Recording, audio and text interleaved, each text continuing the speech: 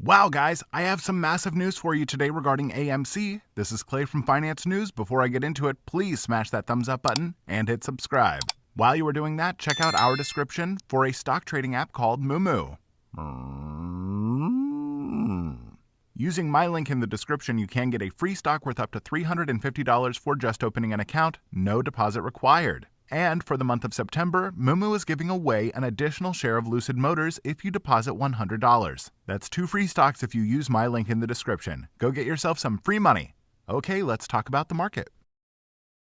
Retail traders rode to rescue bought $1.9 billion of stocks. This article is from Bloomberg by Bailey Lipschultz. Retail investors took advantage of Monday's market sell-off to pile back into some of the largest U.S. exchange-traded funds and bank stocks, bucking some worries that the group would let shares tumble. Individual investors bought a total of $1.93 billion worth of assets Monday, the 4th largest net buy since the start of the pandemic, according to data from Vanda Research, a firm that tracks retail trading flows in the U.S. Buying from the day trading crowd was mostly concentrated in ETFs that track closely watched U.S. benchmark indexes, including the SPDR S&P 500 ETF Trust, ticker SPY, and Invesco QQQ Trust Series 1, ticker QQQ, which saw a combined inflow of $337 million, according to Vanda's Ben Anatabia. Separate data from Fidelity showed the SPY fund and Apple Inc. shares were the most bought assets on its platform Monday. The U.S. broad indexes were mixed on Tuesday, with the S&P 500 closing down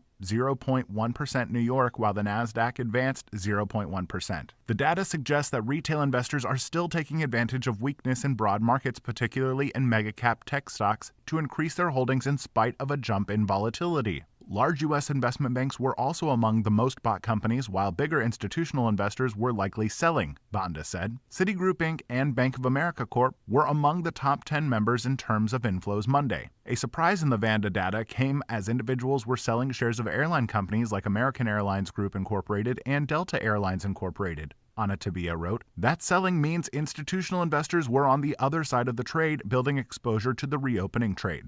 Day traders also snapped up shares of so-called meme stocks despite the group's worst day in months. Favorites like AMC Entertainment Holdings Incorporated and GameStop Corp. saw continued interest, but newcomers like Smile Direct Club Inc. were also bought. Fidelity data shows the 3 stocks were among the most traded companies on Monday and initially rallied on Tuesday before closing lower. Guys, this is massive retail bought while institutions sold. There was essentially a massive transfer of assets this week between institutions and retail. On to some other news. JP Morgan Beta Builders U.S. Mid-Cap Equity ETF purchased $8.5 million, 230,000 shares of AMC, according to a 13F N-Port filings on September 23rd. Follow the smart money. AMC shares will be rewarded greatly for their perseverance and conviction. This is posted by user 357 Sadara. Here we can see underlined, latest disclosed ownership, 229,446 shares. Latest disclosed value is $8,494,090. And this is all from September 23rd, 2021. Institutions are still piling in.